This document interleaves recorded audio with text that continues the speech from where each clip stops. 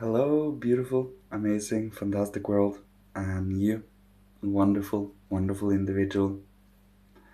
Today, I would like to speak about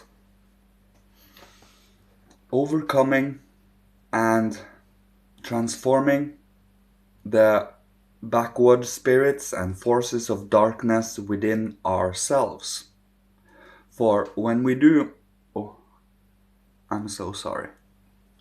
For when we do overcome these forces that well, it is not a one-time thing really, because they constantly try and then they become disillusioned, become clear thinking for a moment, then they go right back into their more or less nature down here on earth. For as we say, although we have backward spirits here with us to help, it is really help, but it doesn't really appear like that. It is more like in, hindrances and such. But these hindrances is help. It is to strengthen our inner good. And to overcome them and to constantly battle with them within our own inner being is kind of what we do. You know, the the overcoming of insecurities, the overcoming of fears, the overcoming of fear of lack, the overcoming of inadequacy problems, and wanting to be valued and approved of by others. It really is that fear of not being accepted, fear of anything, truly. When we sit with that kind of state of being, it is the opposite of faith, because you expect the worst. In faith situation, you are aware that something bad might happen. In worst case scenario, it might occur if God so inclines, based on karma and such. But we always expect the best result, the best path in the end. It is all about seeing the silver lining in everything, and then adjust and do deeds and action and feel emotions and think thoughts based on that. So when we do overcome and constantly combat with these beings within us, we strengthen our own inner being. So by consciously partaking in this esoteric battle that we all partake in, we do find ourselves more and more individual over time. Now, this individuality is always connected to the whole of humanity and to this earth development. But as we say, we are not purely earth beings. We are not only material, physical beings. We are also esoteric, spiritual soul beings. And that is what at least we esotericists and initiates are constantly unfolding and wishing to find an insight into, is our soul spiritual faculties, to differentiate them between the physical body. For, well, that is fully possible. And it is all about the curiosity, wonder, and faith that you will come to be given an answer when you're ready for it. For the mysteries of this earth, of the cosmos, and of this earth development, this human development, is something that we are given in increments when we are ready. I have mentioned it in many videos lately, but I think they are adamant on saying that. Things don't come by itself. Things are not just given. Things are not given even though we hope for them, if we do not take the proper steps, actions, and practices to, well, slowly but surely move towards the future with. So when you dedicate your focus, life force, your directional powers, and use your, well, attention and, as I say, life force, your time, and use it for something that makes you grow inwards?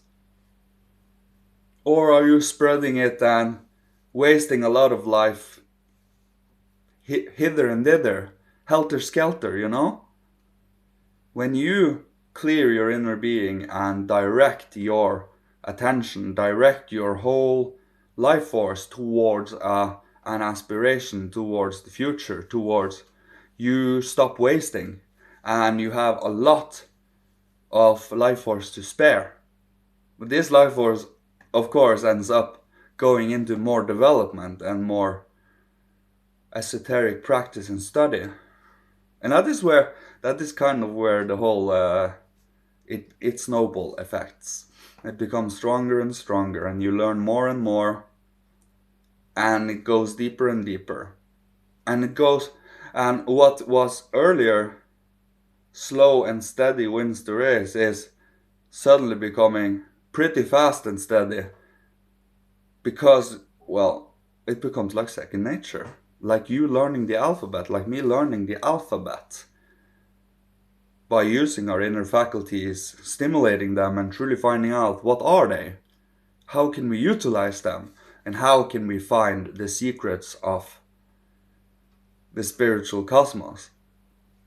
But we have to truly know without a doubt in our heart that it is possible.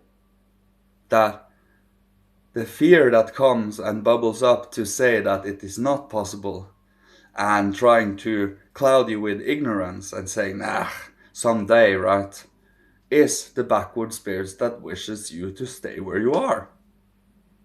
By you wishing to truly find out, and not saying later maybe, is when they will start inspire you. Of course, as I mentioned, it is not willy-nilly given to us. It has to be striven for. It truly is. Every day praying to them, every day asking them, can you help direct my heart and soul? And you are conscious about it. And if they are the good hierarchy, you will notice it. For they will want the best for you and for humanity without, well, without the two extremes as a basis. That means, on the one hand, pleasures and ignorance and frivolity, and on the other hand is everything needs to be sharply defined, and all has to do with consumption and production, mechanical forces. None of these are the hierarchy. The hierarchy comes from the middle, from the heart, from morality, from development, but inner soul spiritual development down here on earth. For by immersing ourselves in the hierarchy and in the Christ, we do immerse ourselves in macrocosmic forces. And as I mentioned, the backward spirits there are microcosmic forces. You see the difference? We are microcosmic beings. The Christ is a macrocosmic being. The difference is pretty, well, it's the difference between a god and a human being, obviously. And it is all about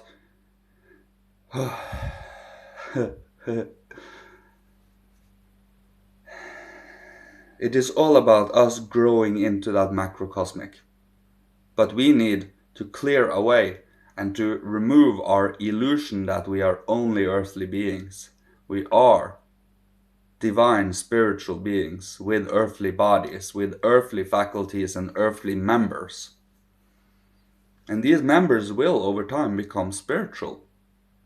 And what cannot be spiritualized will collect itself to the eighth sphere. That means when all of us have developed to a point where we have spiritualized and, well, transformed our substance, the eighth sphere will be created. And all dross, all evil, all crystallized physicality that could not be spiritualized will become its own sphere, you see. You can guess what that's the abyss. That is what we can consider hell, truly. And it is not eternal either. It is a cosmic cycle, and then we start anew. And you know what I mentioned about backward spirits here on earth? What does occur when we do lag behind? And that is, maybe we will become a hindrance for the next for the next beings that develop, huh? Do we wish to become that? That feeling? I certainly wish to be there.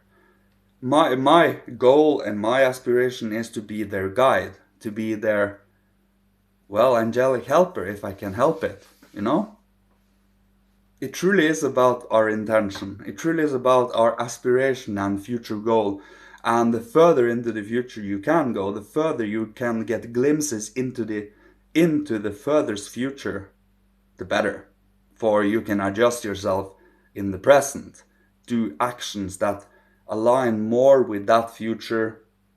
For every day you deepen and expand your understanding of the cosmos because you do study this. The more you study it, the more you stimulate, the more you use your memories and also imaginations and visualization skills, forming pictures, the more you become well versed in your own inner spiritual faculties. The more you use your thinking actively, purely with your spirit, and also directing it so that it can affect your emotions in a healthy way, then you do action thereafter based on those healthy thoughts and feelings. For first, you need to master your thoughts. Mastering your thoughts allows you to indirectly work upon your emotions. When you do that, you also indirectly use your will to work with your thoughts and your emotions. Your will is in there, you see. When you do an activity, you actively have chosen to do something, you utilize your will. Of course, it cannot be seen because the activity stems from you, in a sense. But the activity can, in a sense, get a glimpse of your will. It is difficult to explain because the will we are completely and utterly sleeping to. That is the problem here, because it's like it doesn't exist to many. But your will is very much so there. And it is about strengthening it. Spiritual work is like a muscle. It's like building muscles. You break down the old habits, you break down the old to build up something new and stronger. You break down your muscles to build up stronger muscles. It is exactly the same principle in spiritual work. For you need to break down the old so that something new can take its place. It is like I mentioned earlier, when you waste your life force everywhere, helter-skelter, you have barely anything left to develop your own inner being. So you need to collect what you have been throwing away over everywhere so you can focus on what's important. And what's important is for you to find out, and for him to find out, and for her to find out, and for me to find out. And together we can bring about a wholeness. But this wholeness can only be based in, well, countless individualities building this wholeness out of our own freedom. It cannot be forced, it cannot be done in half sleep, it cannot be done in slumber. It has to be done in a conscious, steady, consistent way. Doesn't matter how long it takes, it's about the steady consistency. For when you are steady and consistent and thorough, it becomes thorough. It sticks. Your practices and your active living sticks. And that is what I will leave you with today. May Father, Holy Spirit, Christ, Michael, ancient masters of old, ancestors from every incarnation, bless, protect, guide, and love you.